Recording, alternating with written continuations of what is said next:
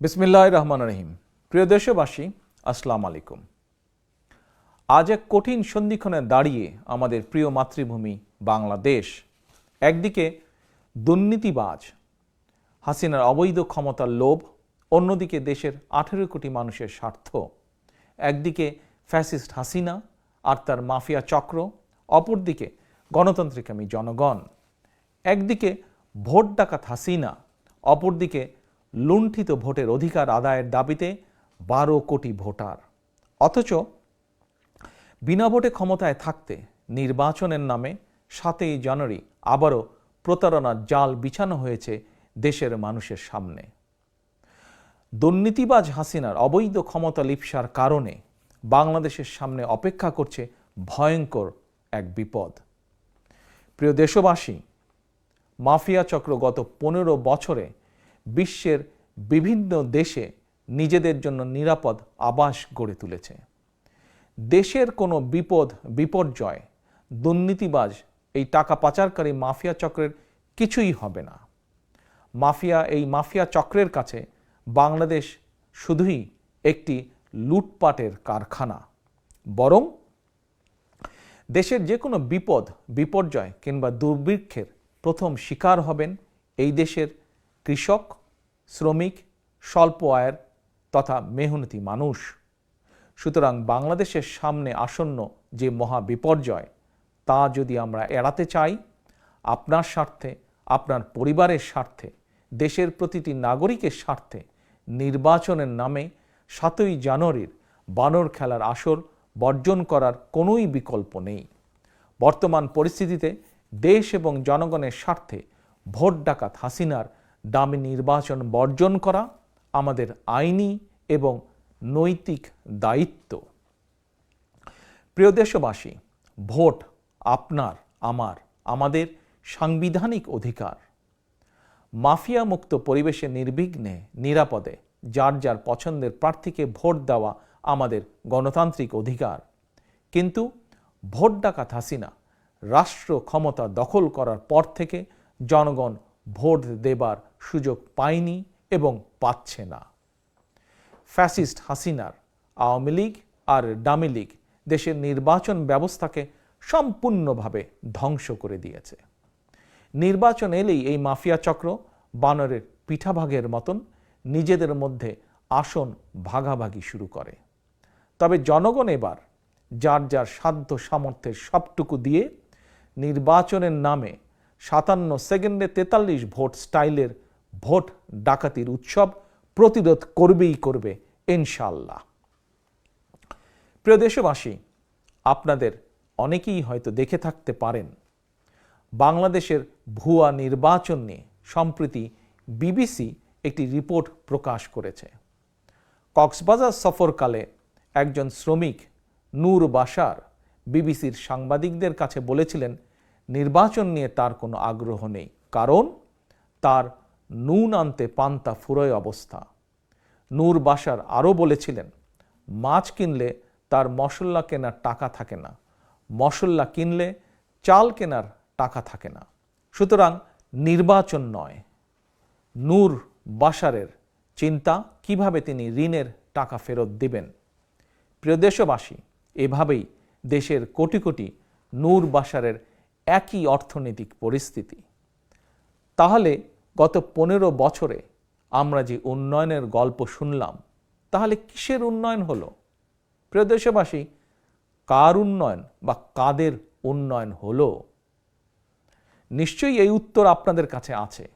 তারপরেও বলি, নির্বাচন কমিশনে আওয়ামী নেতামন্ত্রীদের জমা দেওয়া হলফনামা দেখলেই বোঝা যায় উন্নয়ন কাদের হয়েছে।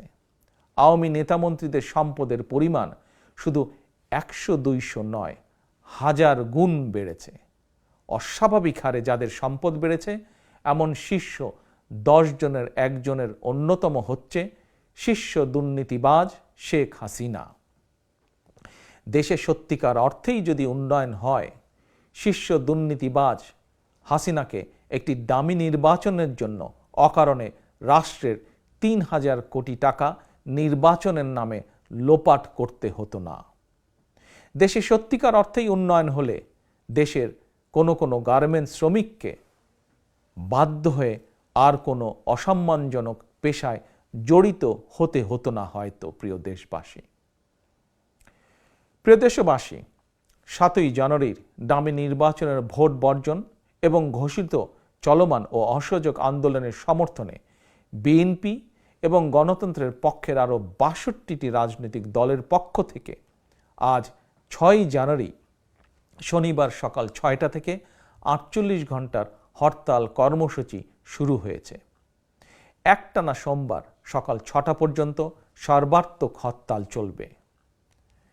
প্রিয় দেশবাসী, 90-এর স্বৈরাচার বিরোধী আন্দোলন থেকে শুরু করে আজ পর্যন্ত বিএনপি যত রাজনৈতিক কর্মসূচি পালন করেছে, প্রতিটি রাজনৈতিক কর্মসূচি সফল হয়েছে জনগণের সমর্থনে, জনগণের সহযোগিতায়। কারণ বিএনপি বিশ্বাস করে জনগণই বিএনপির সকল রাজনৈতিক ক্ষমতার উৎস।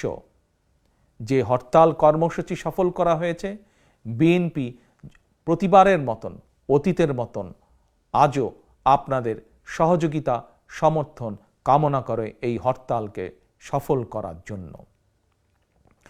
গণতন্ত্রকামী জনগণ এখন আর মাফিয়া চক্রের হামলা কিংবা মামলা কিংবা কারাগারের ভয় ভীত নয়। দেশের কারাগারগুলোতে বর্তমানে ধারণ ক্ষমতার চেয়েও 3 গুণ বেশি কারাবন্দী। কারাগারের ভেতর এমন এক অমানবিক পরিস্থিতির মধ্যে থাকার পরও নগদ টাকা কিংবা কারামুক্তির লোভ দেখেও 2-1টি বেঈমান মোনাফেক ছাড়া ভোট ডাকাত হাসিনা কাউকেই ডামি নির্বাচনের প্রস্তাবে রাজি করাতে পারেনি। মাফিয়া চক্রের প্রধান হাসিনার কুপ্রস্তাব যারা ঘৃণাভরে প্রত্যাখ্যান করেছেন, গণতন্ত্রকামী জনগণের পক্ষ থেকে আমি তাদেরকে জানাই বিরচিত অভিনন্দন। প্রিয় দেশবাসী, আমি আগেও বলেছি, ভোট ডাকাত শেখ হাসিনাকে রাষ্ট্রীয় ক্ষমতার বাইরে রেখে নির্বাচনকালীন নিরপেক্ষ সরকারের অধীনে জাতীয় নির্বাচন হতে হবে। ক্ষমতালোভী দুর্নীতিবাজ হাসিনার অধীনে কখনোই সুষ্ঠু নির্বাচন সম্ভব নয়। এরই ভেতর বেশ কয়েকজন ডামি প্রার্থী 7ই জানুয়ারির বানর খেলার আসর থেকে নিজেদের প্রত্যাহার করে নিয়েছেন। লোভ বা লাভের আশায় এখনও যারা নিজেদেরকে ডামি মানব হিসাবে ভোট ডাকাত হাসিনার খায়েশ পূরণের হাতিয়ারে পরিণত করে রেখেছেন, আপনাদের প্রতি আহ্বান, এখনো সময় আছে। ডামি নির্বাচন বর্জন করুন, দেশের মানুষ আপনাদেরকে ক্ষমা করে দেবে। তরুণ প্রজন্মের প্রিয় ভাই ও বোনেরা, দেশে 12 কোটি ভোটারের মধ্যে গত 15 বছরে ভোটের তালিকায় প্রায় 3 কোটি নতুন ভোটার যুক্ত হয়েছে। নতুন ভোটার হলেও এই তরুণ প্রজন্ম ভোট ডাকাত হাসিনার অধীনে অনুষ্ঠিত একটি জাতীয় নির্বাচন বা লোকাল নির্বাচনে ভোট দেবার সুযোগ পায়নি।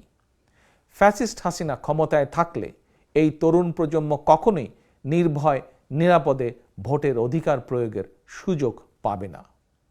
তরুণ প্রজন্মের প্রিয় ভাই বোনেরা, তোমরা কি ফ্যাসিবাদ মুক্ত একটি গণতান্ত্রিক মানবিক বাংলাদেশ চাও? যদি তাই হয়ে থাকে, তাহলে 7ই জানুয়ারি নির্বাচনের নামে বানর খেলার আসর বর্জন করতে হবে এবং তা করার মাধ্যমে দেশে ফ্যাসিবাদের কবর রচনা করতে হবে। প্রিয় দেশবাসী, আপনাদের কাছে আমার কিছু প্রশ্ন, কিছু জিজ্ঞাসা। আপনারা কি বিডিআর পিলখানার সেনা হত্যাযজ্ঞের প্রকৃত বিচার চান? আপনারা কি আপনাদেরই ভাই বোন স্বজনদের গুম খুন অপহরণের বিচার চান? আপনারা কি শাপলা চত্বরের গণহত্যার বিচার চান? প্রিয় দেশবাসী, প্রিয় সাংবাদিক ভাই বোনেরা, আপনারা কি সাগর রুনি হত্যার মতন আরও বহু সাংবাদিক নির্যাতন হত্যার বিচার চান? আপনারা কি বাংলাদেশ ব্যাংকের ফরেন রিজার্ভ ফান্ডের লোপাট হওয়া টাকা দেশে ফেরত আনতে চান? প্রিয় দেশবাসী, দেশ থেকে কিছু টাকা পাচারকারী 11 লক্ষ কোটি টাকা পাচার করে দিয়েছে। আপনারা কি তাদের বিচার চান এবং আপনাদের কষ্টার্জিত সেই অর্থ দেশে কি ফেরত আনতে চান? প্রিয় দেশবাসী, আপনারা কি আওয়ামী বাজার সিন্ডিকেটদের বিচার চান, যারা প্রতিনিয়ত সমাজের প্রতিটি মানুষকে কষ্ট দিয়ে চলেছে? তাদের কি বিচার আপনারা চান? প্রিয় দেশবাসী, আপনারা কি কৃষক, শ্রমিক, স্বল্প আয়ের মানুষ সহ প্রতি শ্রেণী পেশার মানুষের জন্য একটি নিরাপদ বাংলাদেশ চান? প্রিয় দেশবাসী, আপনারা কি সংবাদপত্রের স্বাধীনতা, মানবিক মর্যাদা চান? প্রিয় তরুণ সমাজের ভাই ও বোনেরা, তোমরা কি ধর্মীয় সামাজিক মূল্যবোধের আলোকে কর্মমুখী শিক্ষা ব্যবস্থা চাও? প্রিয় দেশবাসী, আপনারা কি ভোট ডাকাত যারা গত 15 বছর ধরে আপনাদের ভোট ডাকাতি করেছে তাদের বিচার চান? প্রিয় দেশবাসী, আপনাদের প্রতি আমার জিজ্ঞাসা, আপনারা কি প্রতিবেশী একটি দেশের আধিপত্যবাদ মুক্ত স্বাধীন সার্বভৌম বাংলাদেশ চান? সর্বোপরি, আমরা কি জনগণের ভোটে জনগণের কাছে জবাবদিহিতামূলক একটি সরকার প্রতিষ্ঠা করতে চাই? যদি তাই হয়ে থাকে, তাহলে আসুন আমরা দুদিনের সর্বাত্মক হরতাল সফল করি।